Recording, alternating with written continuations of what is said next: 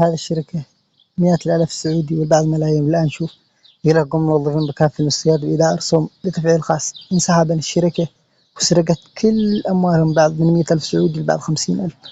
هذا الشركة مقيم في اليابان اسمها دينستو كما تشوفون بالإنجليزي دينستو. هذا هو شركة دينستو انسحبت وسرقت الأموال، وهذه شركة نصابة حتى لو عادت من الزمان شركة نصابة. شركة دينستو الاسم لكم باين فوق دينستو بالإنجليزي. وهذا التطبيق هذا هو تشوفون هذا التطبيق صار على الشاشة. لا أوريكم بالتطبيق. هذا هو التطبيق. هذا شركة نصابة دينستو. الحذر والتوخي منها.